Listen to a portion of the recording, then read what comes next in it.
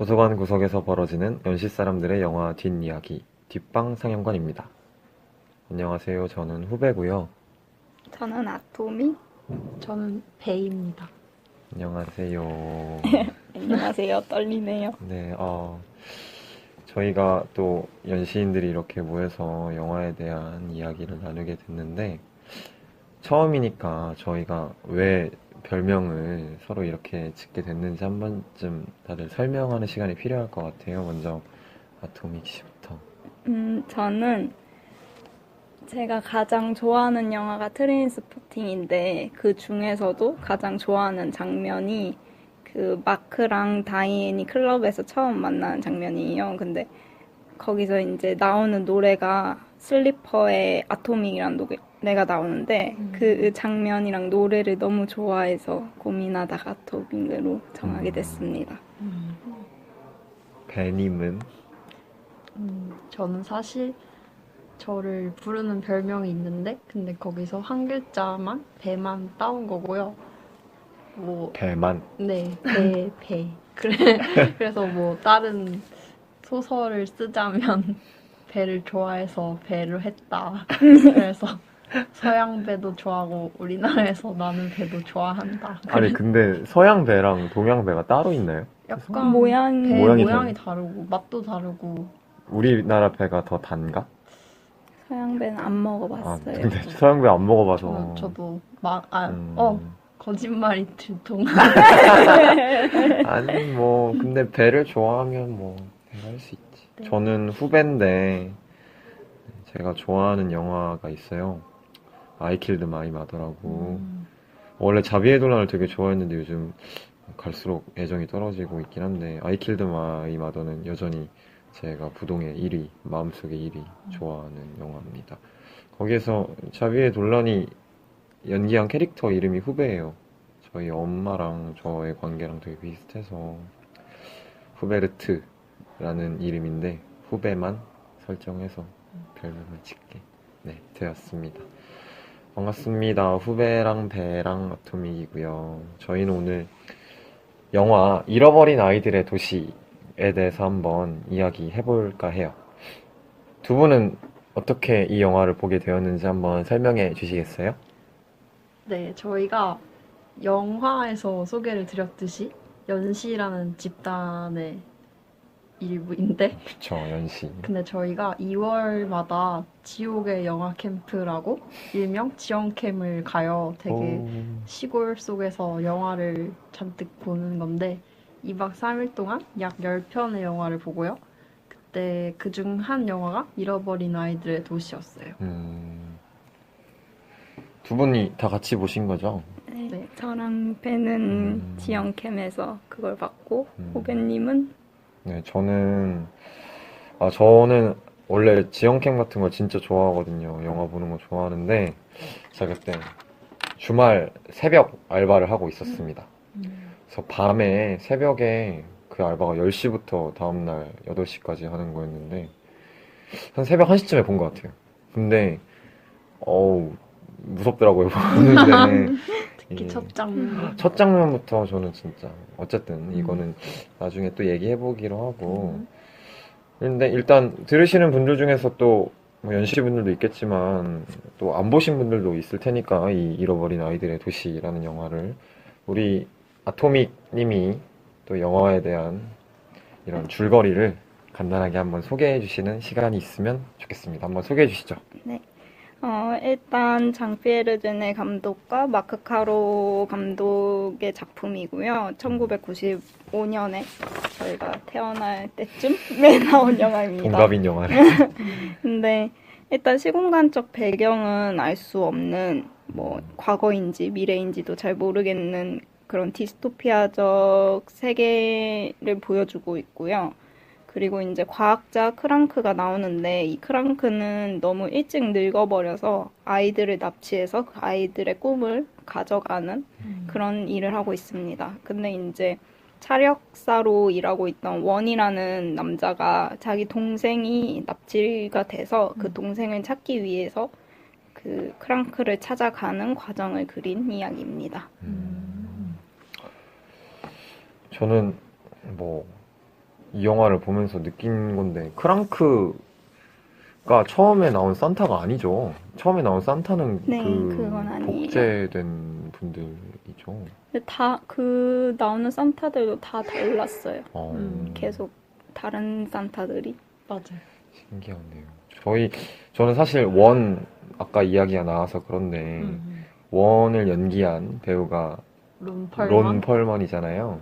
론 펄먼 마스크가 너무 독특해서 한 번 나오면 까먹기가 쉽지가 않은데 그쵸. 혹시 론 펄먼 나온 영화 다들 알고 계신지 다른 영화들 빨간 분. 빨간 분 저는 그쵸 요즘 쉐이프 오브 워터로 승승장구하고 있는 기에르모 델 토로 감독의 헬보이에서 헬보이 역할을 맡았던 분이 바로 론 펄먼이죠. 이분이 프랑스어를 하나도 못한다고. 그쵸. 그쵸. 어떻게 이런 걸 다 외워서 하셨는지 모르겠습니다. 혹시 감독님 장피에르 주네 님의 영화 같은 거 다른 영화는 혹시 보신 적 있나요, 두 분? 네, 저는 아멜리에는 여러 번 봤고, 그리고 이제 이 영화, 오늘 얘기하고 있는 잃어버린 아이들의 도시를 보고 난 뒤에 좀 더 궁금해져서 델리카테슨을 찾아봤어요. 근데 델리카테슨이랑 이 잃어버린 아이들 도시랑 되게 비슷해요. 느낌도 그렇고, 우리가 아멜리에로 많이 알고 있지만, 사실 그렇게 사랑스러움을 얘기하시는 분이 아니라 오히려 이런 기괴하고 디스토피아적인 세계를 원래 더 좋아하시는 것 같아요, 제 생각엔. 그래서 원래는 이 잃어버린 아이들의 도시를 첫 작품으로 하고 싶었는데 제작비나 이런 상황이 안 돼서 델리카테슨을 먼저 만들었다고 해요. 하긴 아무래도 꽤 제작비가 꽤 들어갔을 것 같긴 하네요. 그쵸. 벼룩들 모습을 완전 클로즈업해서 찍는 걸 보면 돈이 꽤 많이 들었을 것 같긴 한데 배님은 뭐 딱히 에일리언이래. 아멜리에? 아멜리에. 네, 네. 아멜리에 보신 적 있나요?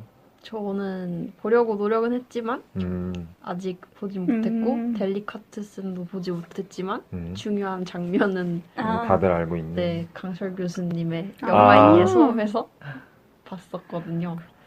그러면 장피에르 주네 감독의 영화가 배한테는 처음 그쵸. 처음이었어요. 잃어버린 아이들의 도시가 처음 보고서 마음에 드셨나요? 아, 인상이 진짜 좋았어요. 뭔가 이거를 영화를 같이 봤는데 어떤 사람들은 되게 물음표 가득한 얼굴이었고 근데 저는 이게 생각이 필요한 영화지만 직관으로 되게 좋았거든요. 이 영화의 분위기나 또 동화 같으면서 디스토피아고 디스토피아 같으면서 동화 같은 이런 느낌이 좋아서 저는 다른 영화도 찾아볼 것 같은 느낌이에요. 아토믹은 좋았나요? 이 영화? 네, 일단 저도 그 지연캠에서 볼 때 아마 그 날의 마지막 영화였을 거예요. 밤에 봤는데 일단 첫 장면에서 너무 무서워서 충격이었어요. 너무 충격적이어서 그 첫 장면이랑 마지막 꿈 장면이랑 되게 충격적이고 좋았는데 좀 스토리를 따라가기가 힘들었어요. 약간 집중을 못했는지. 그래서 그 장면들만 기억을 했다가 나중에 혼자 다시 좀 보고 그리고 오늘 대화를 위해서 며칠 전에 또 한 번 봤는데 여러 번 볼수록 아무래도 스토리 라인이 잡히니까 더 재밌는 것 같아요. 저도 아무래도 뭐 감독님이 들으면 어떻게 생각하실지 모르겠지만 그렇게 쉽게 받아들일 수는 없었던 영화였던 것 같아요. 저도 처음에는 그런 프랑스 영화에 대한 선입견이 있어서 그런지 선뜻 보고 싶지가 않았는데 또 연시 회원님들이 다 같이 지원캠에서 보는데 저만 안 보면 또 그러니까 저도 한번 봤는데 근데 보면 볼수록 참 처음에 봤던 거랑은 다르게 안 보였던 부분들도 보이는 점도 있는 영화라 참 마음에 들었던 것 같아요. 뭔가 전체적인 분위기 이런 거가 좀 우울하고 기괴하고 이런 것도 있지만 그 안에서 뭔가 어울리지 않는 순수함과 유머도 이렇게 등장했던 영화였던 것 같습니다. 그리고 또 이 영화가 보면 볼수록 동화 같다고 느껴지는 게 되게 디테일들이 상당히 많고 장면마다 하나하나 뜯어봐야 할 것 같은 느낌? 그래서 어렸을 때 되게 좋은 동화책을 사면은 한 권 가지고도 되게 오래 돌려보잖아요. 볼 때마다 다르고 다른 게 보이고. 그래서 그런 느낌의 영화였어요. 동화책 같은 느낌의 영화. 그리고 감독님 두 분이 다 애니메이터 출신이에요. 어. 만화를 이 장베르제네 감독도 만화를 되게 좋아한다고 하고 그래서 약간 둘의 성향이 그런 좀 화면에서 만화 같은 뭐 설정도 이야기 설정도 그렇지만 화면도 좀 만화 같은 게 많은 것 같아요. 하긴 근데 론 펄먼 배우 이 여기서 원 역할을 할 때 머리 보셨어요? 빨간 빨간 머리인데 완전 옆뒷머리 다 밀어버리고 위에만 앞만 이렇게. 뭔가 귀여운 그 붉은 브로콜리 하나 달려있는 그 스웨터도 너무 귀여워. 맞아요. 그거 나중에 줄 이렇게 끊어질 때 너무 웃겨. 뭔가 어쨌든 할 얘기가 참 많은 영화인 것 같은데 중점적으로 저희가 한번 이야기할 만한 장면들이나 대사들 같은 거 한 번쯤 짚어봐도 좋을 것 같아요. 혹시 아토미님부터 뭔가 마음에 드는 아니면은 뭐 딱히 심각하게 얘기 안 해도 계속 기억에 남는 장면이라든가. 사실 영화가 전체적으로 좀 모든 장면에 힘을 준 느낌이라 모든 장면이 되게 인상적이긴 해요. 근데 이제 좀 그중에서도 꼽자면 저는 그 이르뱅 생일 파티 해주는 장면 너무 귀여웠어요. 이르뱅. 이르뱅이. 그때 아까 론 펄먼도 우리가 얘기했지만 도미니크 피뇽도 굉장히 특이한 외모를 갖고 있고 또 이 감독님이랑 일을 굉장히 많이 했죠. 페르소나죠, 그쵸. 거의. 그래서 아무튼 그 6명이 막 노래를 불러주고 하는데 그때 가사가 이 케이크로 1년 내내 행복하세요 막 이런 생일 축하 노래 해주는데 귀여워. 그게 너무 귀여웠어요. 그 노랫말이랑 이르맹이 또 좋아하는 그것도. 이르뱅이 그 뇌잖아요. 그쵸. 근데 케이크를 주면 먹을 수가 없잖아요. 근데 뭐든 음, 먹을 수도 만질 수도 없는. 그럴 수도 없는데 목소리만으로 고맙다고 고맙다고 얘기했는지 모르겠는데 이거 내 거냐고 하면서 조금 들뜬 목소리로 말해주는 게 그쵸. 근데 참 감독님 그런 생각을 어떻게 했는지 방금 동화 얘기 같다고도 하면서도 뇌가 그렇게 적나라하게 드러난 상황에서 그렇게 즐겁게 생일 케이크를 주는 그런 장면은 또 굉장히 이질적인 이 영화의 매력인 것 같아요. 근데 지금 생각해보니까 그 뇌가 약간 그 수족관에서 심장처럼 이렇게 쭈그러들었다가 커졌다. 약간 그래요? 숨 쉬듯이 좀 그래요? 이렇게 움직여요. 그랬나? 약간 그 수족관 안에서. 산소를 공급받는 것 같기도 했는데. 그러니까 막 이렇게 뽀글뽀글 되는데 그 안에서 뭔가 이렇게 뭔가 징그러워. 약간 뇌이면서도 심장 같은. 약간 그런 느낌이었어요. 하긴 뇌이면서 심장 뭔가 좀 뭔가 의미심장한데. 숨 쉬는데 숨 쉬는 쉬는 데가 데. 됐어요. 우리 그럼 배님은 혹시 이렇게 기억에 남는 장면? 뇌리에 박힌 장면이 있으신가요? 대사도 얘기해도 되나요? 그럼요. 괜찮죠?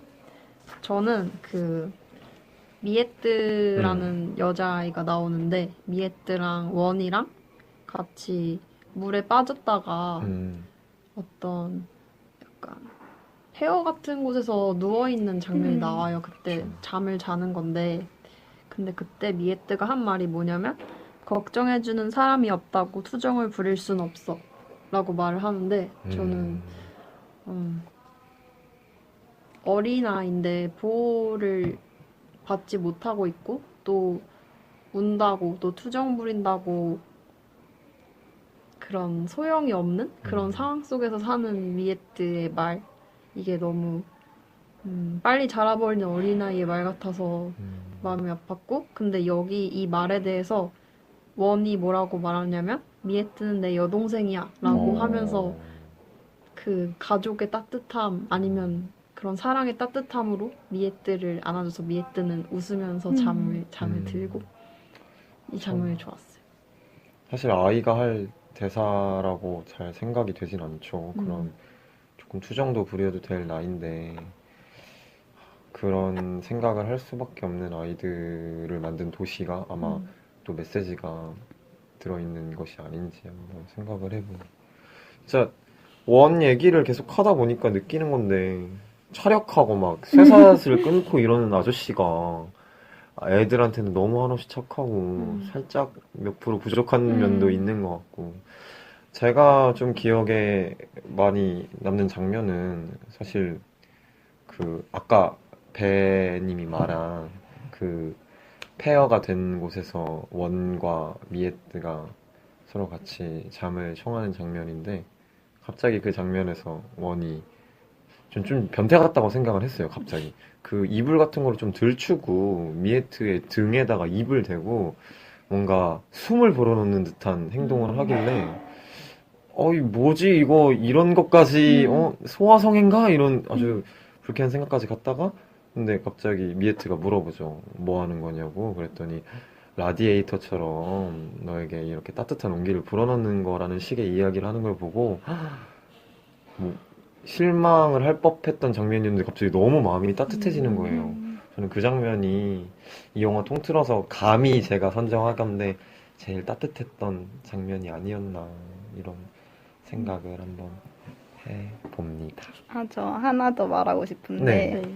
또 좋았던 장면이 요리하는 장면. 그 샴쌍둥이 자매가 요리하는 장면인데 막 둘이서 궁시렁궁시렁거리면서 팔 4개로 이렇게 딱딱 뭐 양념 같은 거 전해주면서 요리를 하는 장면이 너무 재밌었고 또 그때 한 명이 이제 다른 옆에 사람한테 음식을 먹여줘요. 먹여주잖아요. 그죠? 그러면 그 먹여준 사람 먹지 않았는데도 입을 쩝쩝거리면서 맛을 보고 간을 맞춘단 맞아. 말이에요. 맞아. 그게 너무 귀여웠어요. 아니 근데 저는 그거 보면서 조금 의문이었던 게 방금 아토형님이 샴쌍둥이라고 하셨는데 저는 원래 샴쌍둥이면 이렇게 팔이 이렇게 얼굴만 2개라고 저는 그런 이미지였거든요.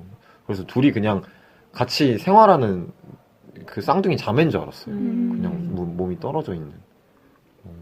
근데 그 마르첼로 찾아가서 옛날 서커스 그림 네. 거기서도 그렇고 그 맹인 한 명이 정보 준다고 찾아왔을 때 발이 나온 장면인데 그때 다리가 3개였던 걸로 기억해요. 아마 하체가 붙어 있는 그런 사람들인 것 같습니다. 신기하네요. 뭔가 이런 조금은 우리가 보통 인간이라고 생각하는 이미지랑은 조금 다른 등장인물들이 꽤 많이 그쵸.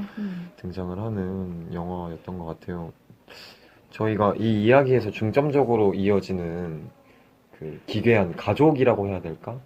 하는 어떤 바다에 떠 있는 석유 시추선 같은 데서 살고 있는 기괴한 가족들이 있잖아요. 크랑크가 있고 이르뱅이 있고 이름이 있었나요? 그 난쟁이 엄마? 부인? 이름이 있었는데 기억이 안 나네요. 어쨌든 이름이 한번 나와요. 그쵸. 그리고 나머지 쌍둥이들 이런 사람들이 다 모여서 만드는 영화인데 여기서 우리가 중요하게 봐야 될 거는 그들이 어떤 종교 집단 같은 거를 조직을 하고 있잖아요. 제3의 그거 왜 저는 계속 의문이었거든요. 눈을 왜 멀게 쓸까? 눈이 왜 없을까?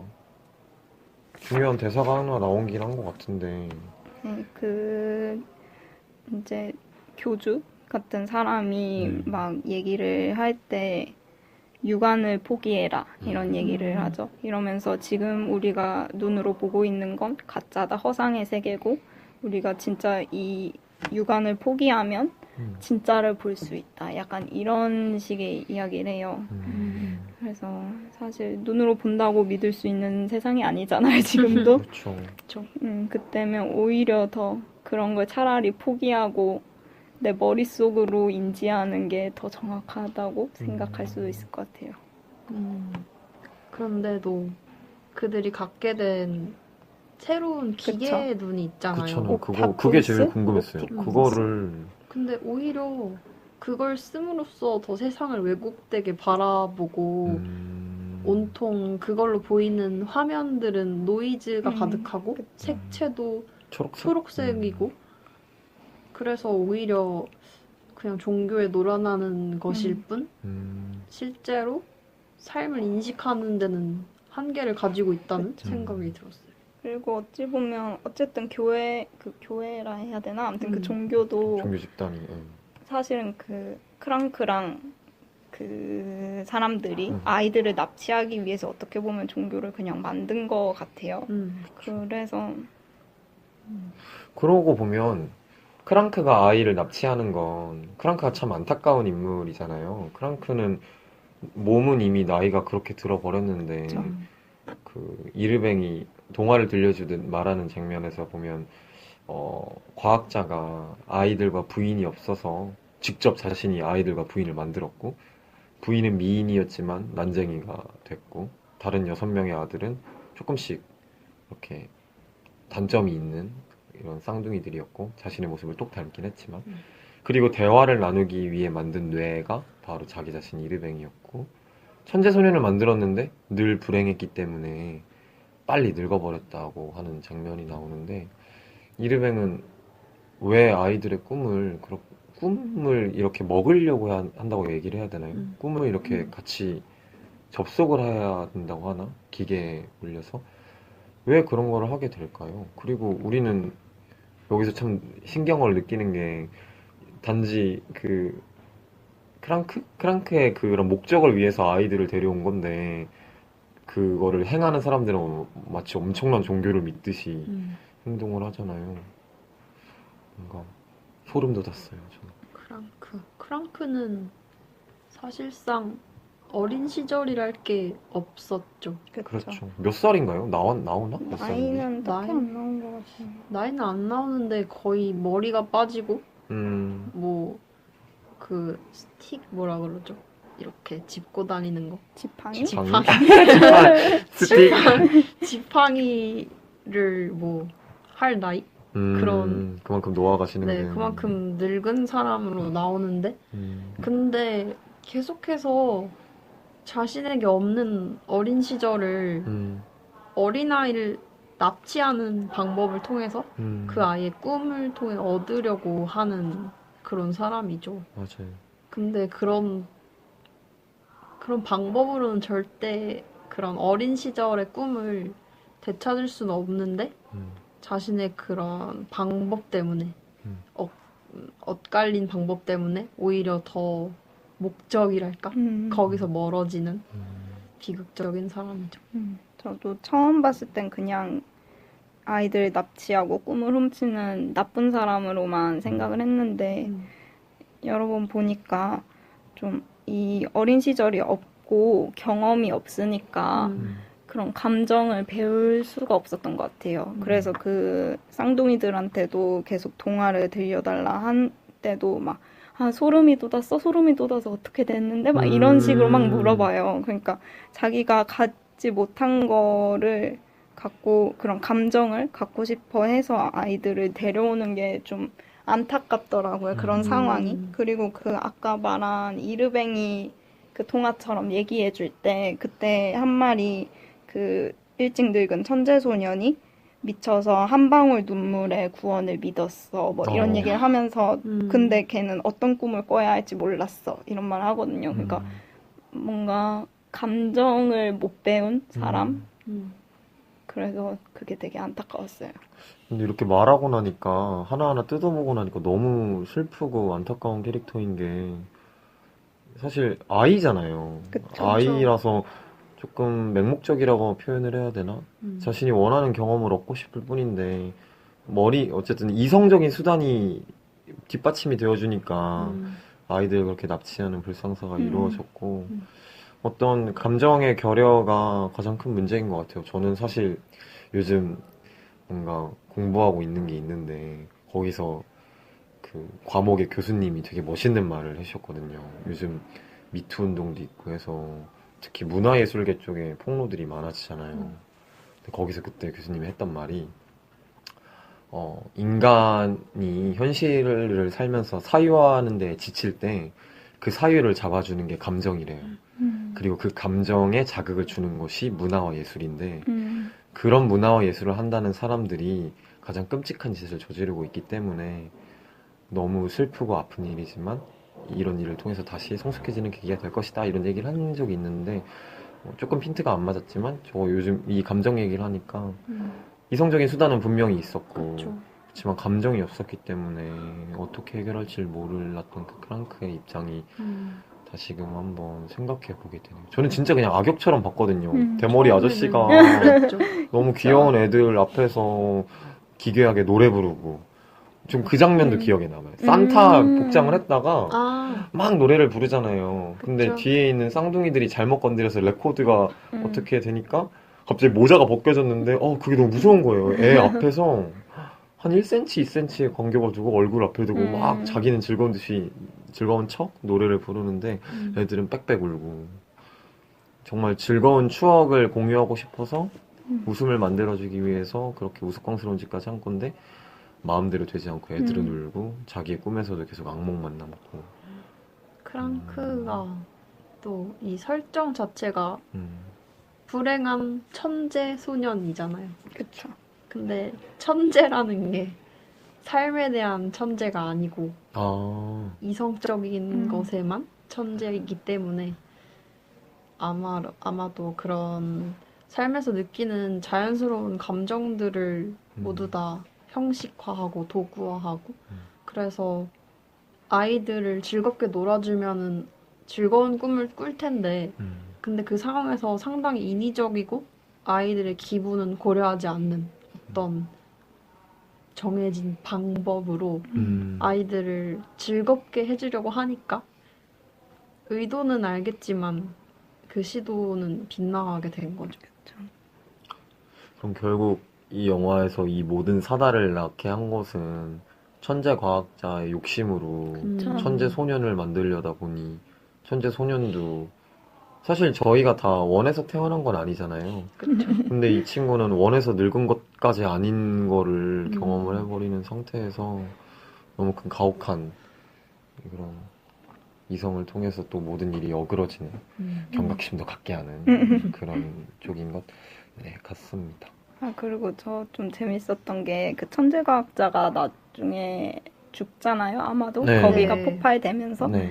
근데 그게 누군가 그 사람을 죽인 게 아니라 그 사람이 여기 이제 없앨 거야 하면서 폭탄 막 갖고 왔다가 어쩌다 보니 자기가 폭탄에 쌓여 있어서 자기가 직접. 스스로 죽게 되는 그런 건데 그 델리카테슨에서도 그 악역처럼 나오는 델리카테슨의 그 정육점 주인이 죽는데 그 죽을 때도 싸우다가 자기가 그냥 미끄러서 떨어져요. 그러니까 맞아요, 누군가 맞아요, 이제 그 사람은 직접 처치하는 게 아니라 그래서 그런 식으로 뭔가 악당이라 해야 되나 그런 악의 근원들을 처리하는 방식이 좀 재밌었어요. 뭔가 직접 자기가 그러니까 어떤 정의로운 사람에 의해서 처치되는 게 아니라 자기가 만든 화살이 자기한테 그쵸. 돌아오는 약간 신화의 아버지 죽이기. 음. 이 사람이 창조자잖아요. 그쵸.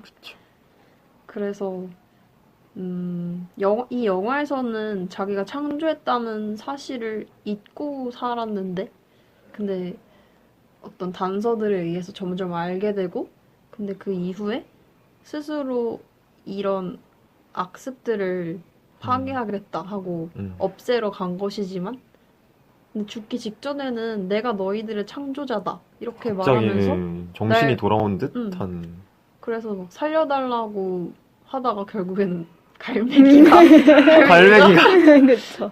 그 불쌍한 무고한 갈매기도 함께 날아가는 아, 건데 그러네. 모르겠네. 갈매기 그냥 놀러 온 건데 갈매기가 그 폭탄에 레버라고 해야 되나? 레버. 이거를 그쵸. 네, 당긴 게 아니라 밀었죠. 그냥 안 눌렀죠. 찼는데 안 찼는데. 눌렸어요. 무게로. 이런 거 보면 감독 되게 장난꾸러기고 우스꽝스러운 맞아요. 것도 맞아요. 자주 좀 넣으려고 재밌는 하고 장면이 많아요. 저는 사실 이 모든 일의 근원으로 꼽을 수 있는 악의 근원이라고 해야 될지 그 천재 과학자가 세 가지 면모가 갑자기 등장을 한다고 저는 생각을 했어요.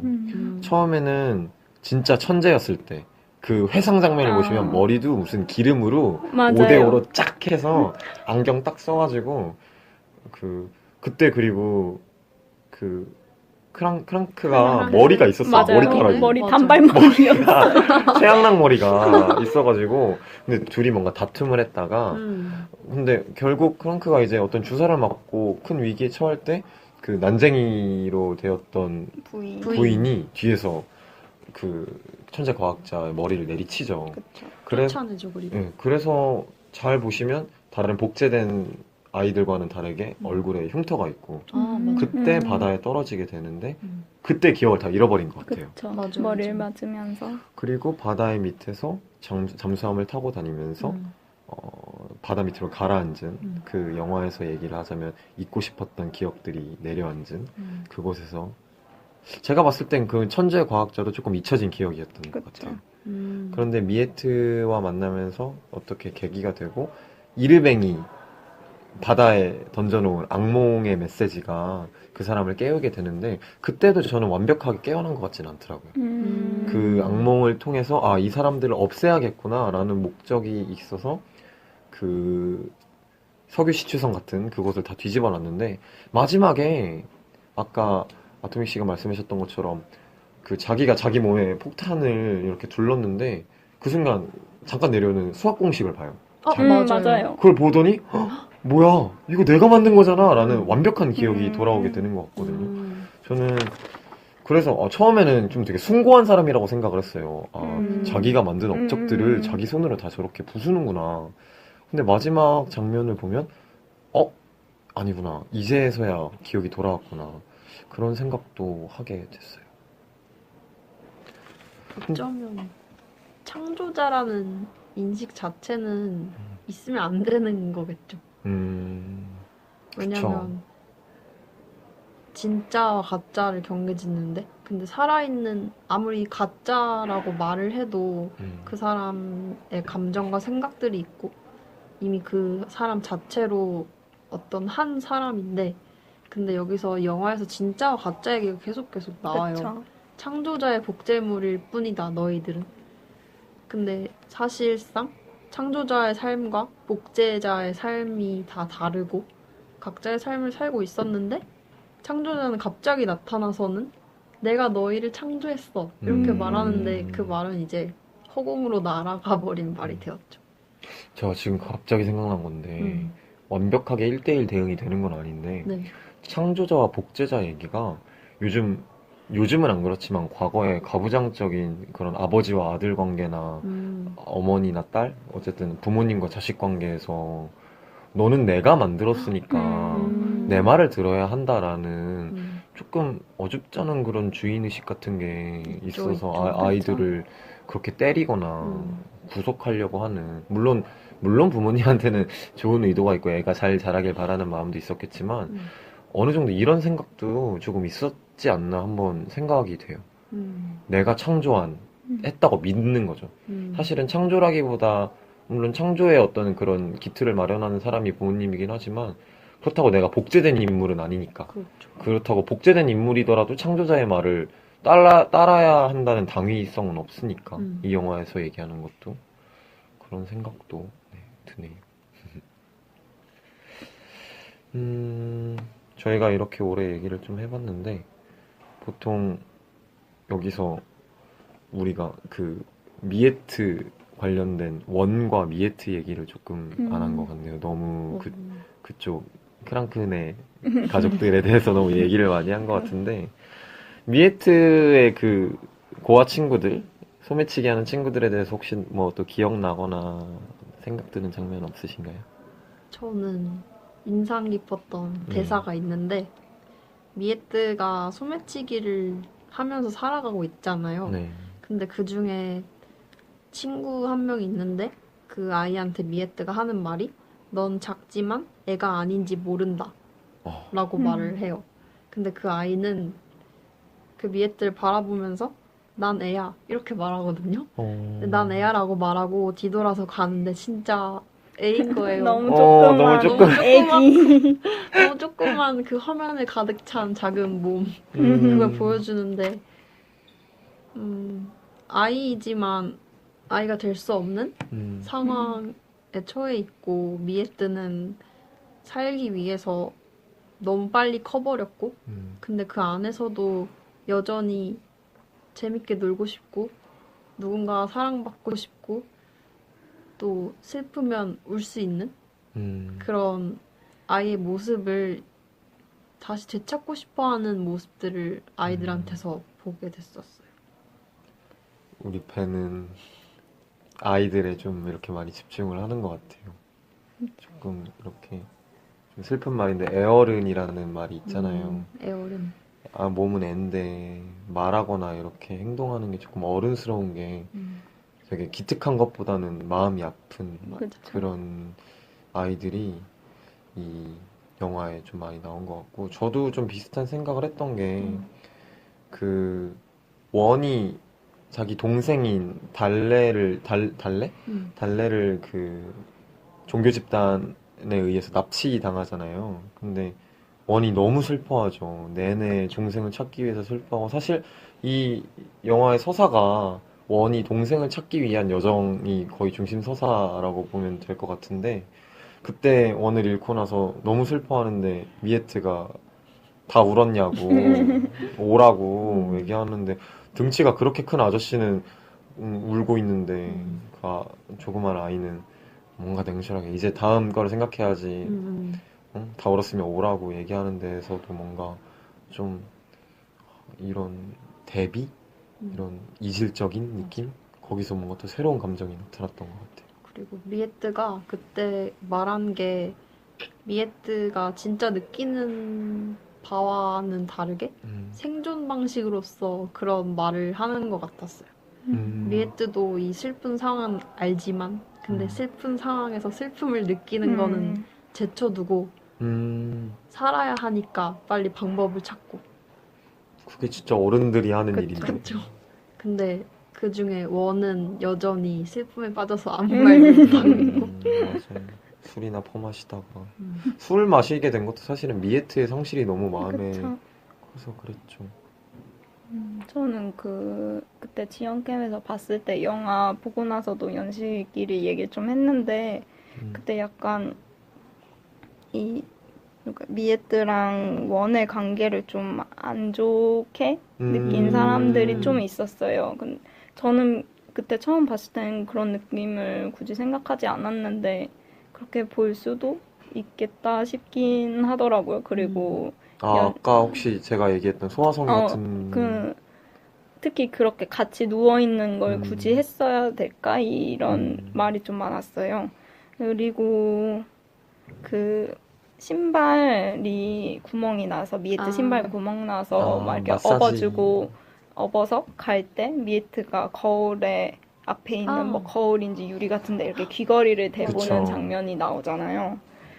그걸 보는데, 근데 저는 뭔가 그런 좀 소화성애나 이런 안 좋은 느낌보다는 그냥 미에트도 어떻게 보면 크랑크처럼 너무 일찍 어른처럼 돼버려서 감정을 미에트도 잘 모르잖아요. 사랑을 받아보지 못하고. 그렇죠. 그러다 보니까 그냥 이렇게 자기한테 따뜻하게 해주는 사람에 대해서 이게 뭔가 이성적으로, 그러니까 남자로 생각해서 사랑인지 아니면 정말 가족 같은 사랑인지 그거를 좀 혼돈하고 있는 것 같았어요.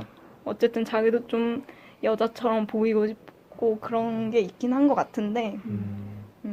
맞아요. 그런 어느 정도 저도 비슷한 거를 느꼈는데, 저도 기억에 남는 장면이 요즘 콜미 바이 열 네임 보면서 그 올리버가 엘리오의 발 마사지를 해주는 장면이 그렇게 기억에 남는데, 그게 남아서인지 그 아까 말씀하셨던 장면 중에 그 원이 미에트의 발을 마사지를 해주거든요.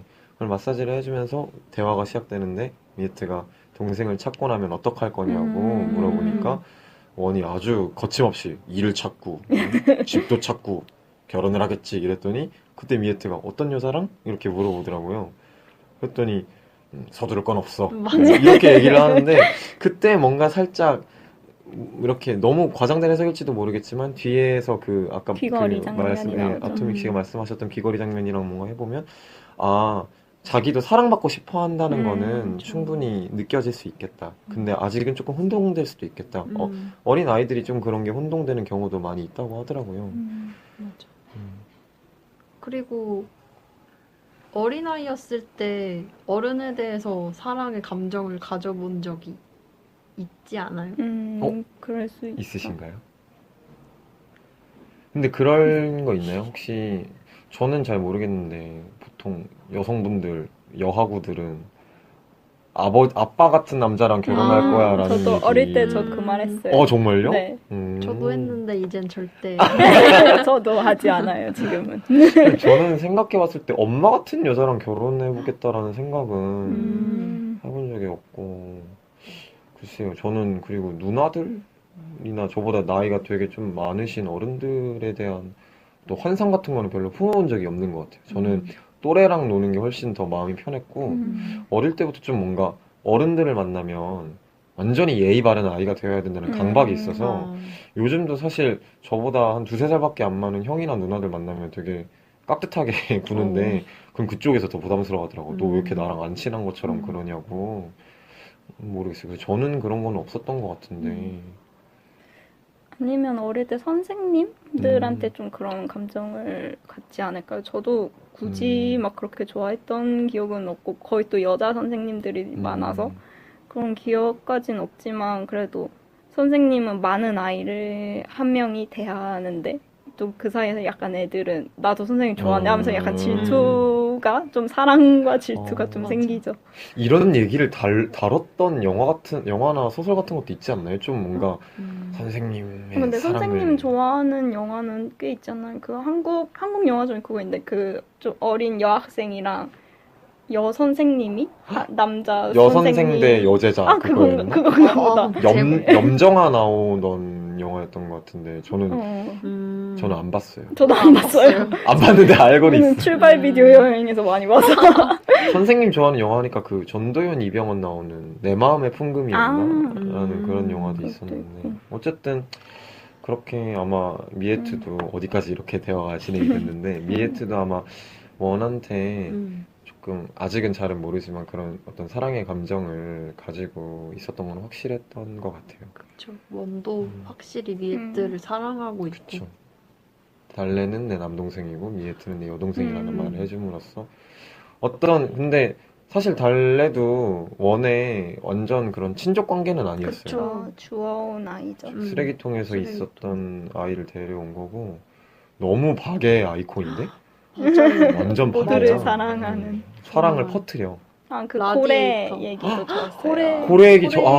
왜 우리가 고래- 이런 걸 고래 얘기를 터뜨려놨을까? 합시다. 고래 얘기를.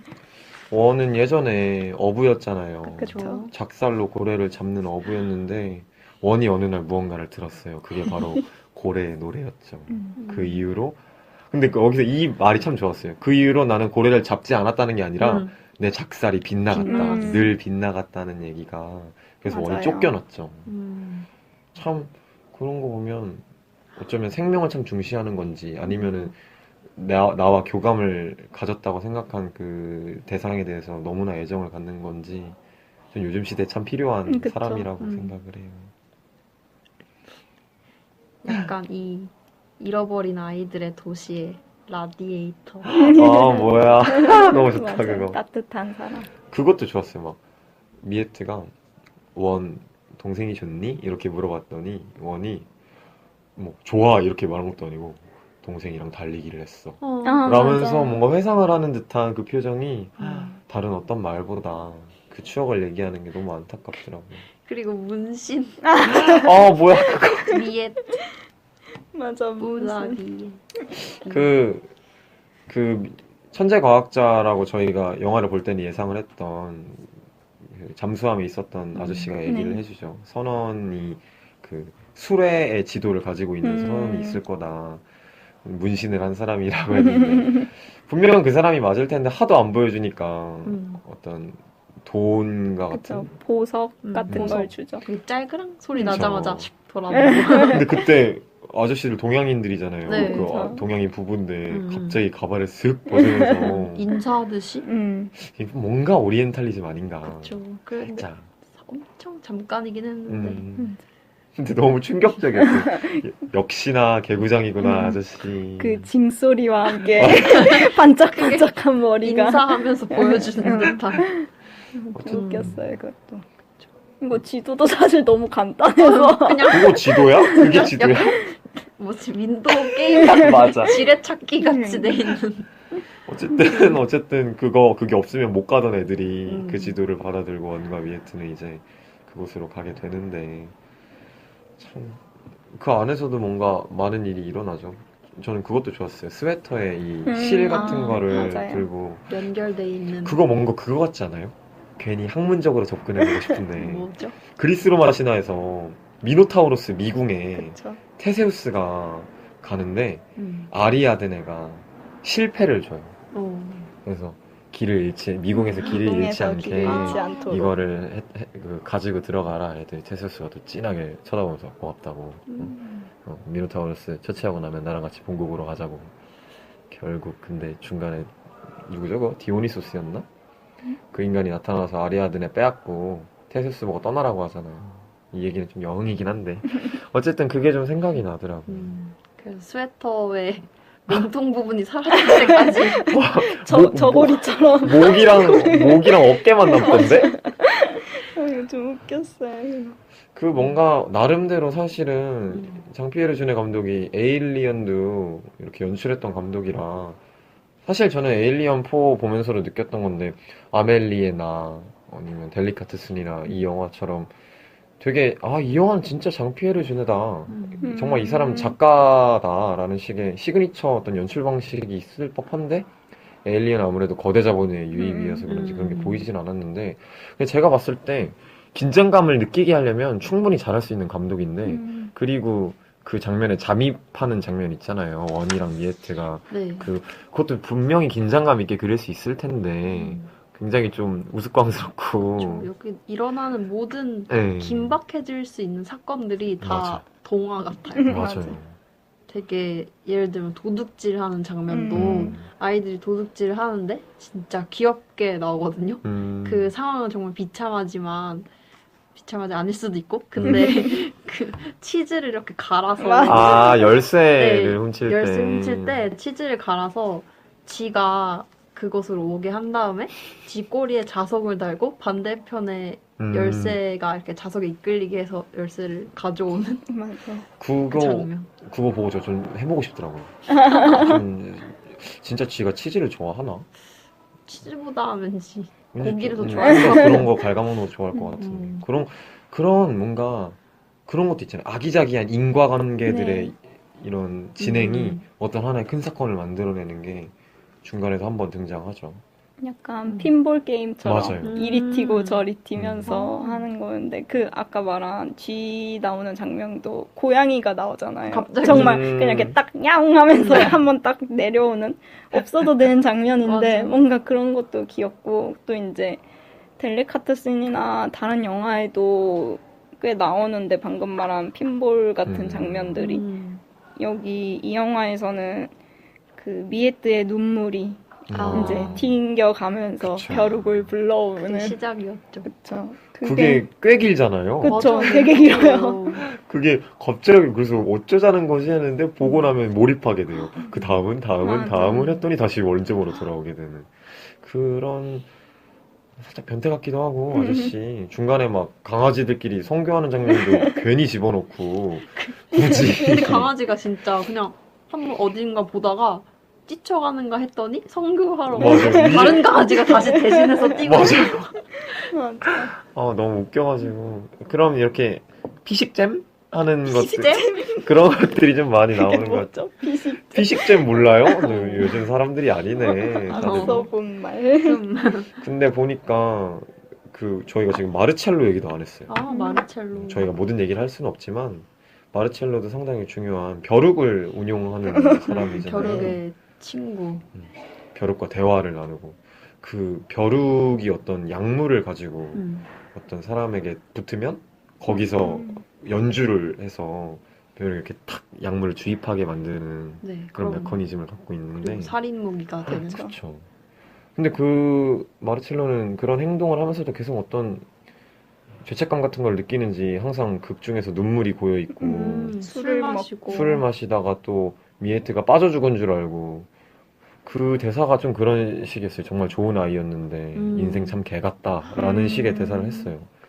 그리고 미에트가 다시 살아 돌아와서 술에 진탕 취한 원을 깨울 때 좀 도와달라고 했더니 기꺼이 도와주고 저는 사실 그때도 미에트가 마르첼로한테 돈을 아니면 폐물 같은 거를 건네준다고 생각을 했거든요. 보석 같은 거. 보석을 건네주면서 이거 줄 테니까 해줘라 했더니 대사는 내가 이런 것 때문에 너를 도와줄 줄 아느냐라는 식으로 얘기를 하면서 저는 그거를 가져간다고 생각을 했어요.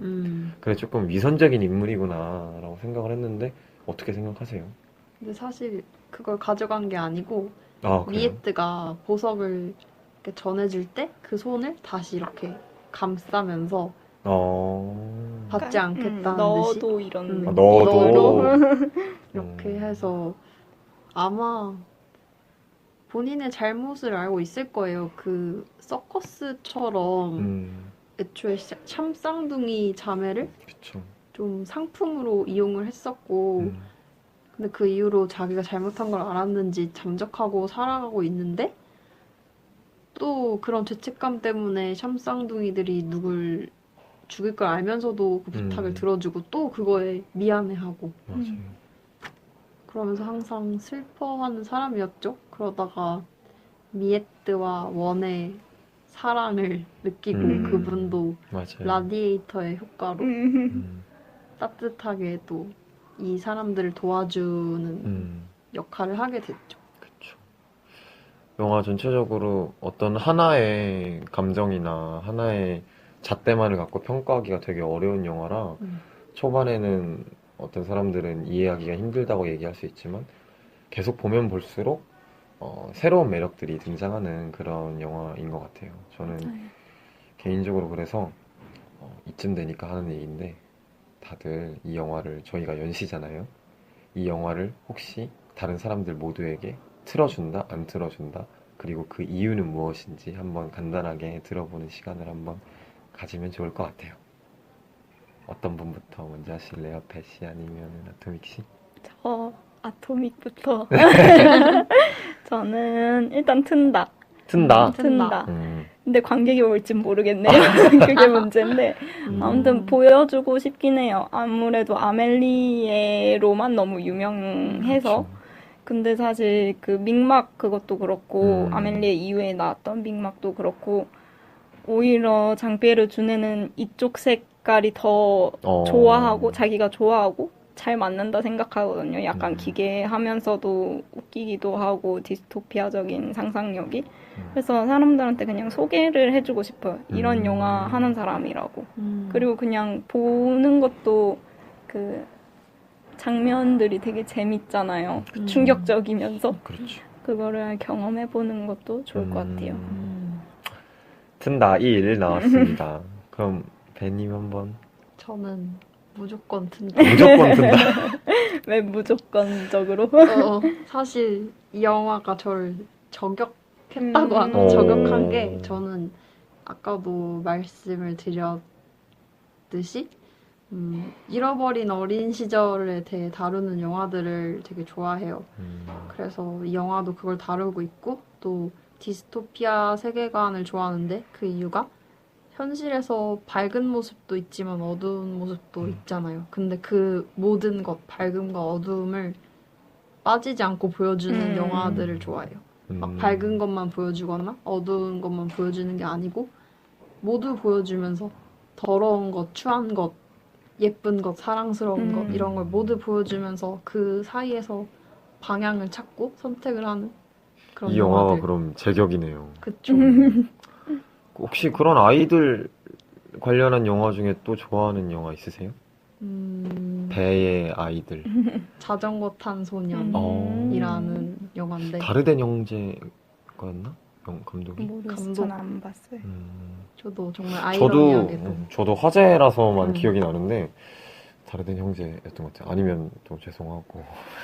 저도 아이들이 나오는 영화를 좋아해요. 근데 좀 우울한 걸 좋아하긴 하는데 그래서 지금 뭐 보이고 있는 포스터가 보이는데 우리들도 되게 좋아하고 저 우리들 못 보겠어요. 너무 무서워요. 근데 진짜 좀 힘들어요 보면. 저 그런 거 좀 어릴 때 솔직히 고백하자면 그런 거 좀 겪은 것 같아요. 그러니까 영화를 보지는 않았는데 갑자기 친했던 친구들이 파벌이 생겨서 뭐 저도 저만의 파벌이 있었기 때문에 딱히 왕따라기보다는 근데 서로 대립이 되는 거예요. 있죠. 그 한 3학년 때는 친했던 애가 6학년 그쵸, 때는 그쵸. 이제 저 자식 막 좀 이런 일이 저 있어서 자식까지.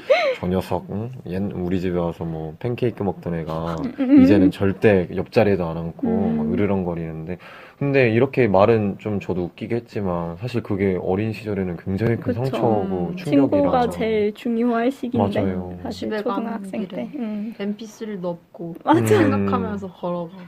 생일 파티 초대 하나 못 맞아. 받은 것만 그쵸, 해도 생일 파티. 너무 마음이 아픈데 음. 그래도 갑자기 이렇게 마음 어린 네. 아이들 음. 얘기가 좋죠. 그래서 저는 참 좋아하고 만약에 있으면 너무 보고 싶은데 또 너무 확 몰입을 하면서 제 자신이 힘들까 봐. 저는 사실 영화 볼 때 엄청 몰입하는 타입이라 아, 보고 나면 조금 힘들어요. 그럼 음. 튼다 안 튼다? 아, 저 후배는 이 영화를 네, 틉니다. 오. 3틈이 됐는데 사실 근데 저는 프랑스 영화 그렇게 많이 좋아하지 않아요. 근데 제 인생 영화 중에 딱 한 개가 여러 개가 있지만 그 중에 한 개를 꼽는 거 중에 하나가 레오 까락스 감독의 폭네프의 연인이거든요. 그것도 사실 기괴하다면 상당히 기괴한데 그걸 보면서 저는 이런 사랑도 있다라는 생각을 했지만 대신에 그거는 메시지가 하나의 사랑에 관해서 끝까지 끌고 간다면 뭐 미셸 공드리의 수면의 과학이라든가 아니면은 무드 인디고 아니면 장피에르 준의 그 다른 여러 영화들까지 해서 조금 굉장히 다면적인 것들을 보여주려고 하다 보니까 또 기존의 기성의 연출은 꼭 따르지 않으려는 듯한 느낌이 있어서 제가 너무 익숙해진 걸 수도 있는데 은근히 그쪽 분들을 대할 때는 좀 이질감이 느껴지더라고요. 그래서 저는 처음에 저 혼자 새벽 공기를 마시면서 고독을 씹으며 볼 때는 이거 뭘까 이거 졸립기도 한데 근데 너무 기괴하고 그랬는데 다시 이렇게 보면서 얘기를 나누다 보니까 더 많은 부분이 보이고 저도 애정이 맞아요. 생기게 된 것 같아요. 저희 오늘 이렇게 잃어버린 아이들의 도시에 대해서 많은 얘기를 나누어 봤는데 다음에는 저희 어떤 영화를 얘기할까요? 뭔가 저희 처음이라서 맞아요. 조금 횡설수설하긴 했는데 그래도 나름 즐겁게 저희 생각 자유롭게 털어낸 것 같습니다. 다음에도 좋은 시간 가질 수 있으면 좋겠고요. 저희는 이만 여기서 너무 급 마무리인가? 네, 이쯤에서 한번 마무리 지어 보도록 하겠습니다. 저는 후배고요. 저는 아토믹. 저는 배입니다. 그리고 저희는 연신이에요. 원신 아니에요. 연시 사람입니다. 연시 사람입니다. 뒷방 성형관 오늘은 여기서 마치도록 하겠습니다. 감사합니다. 감사합니다. 안녕. 안녕.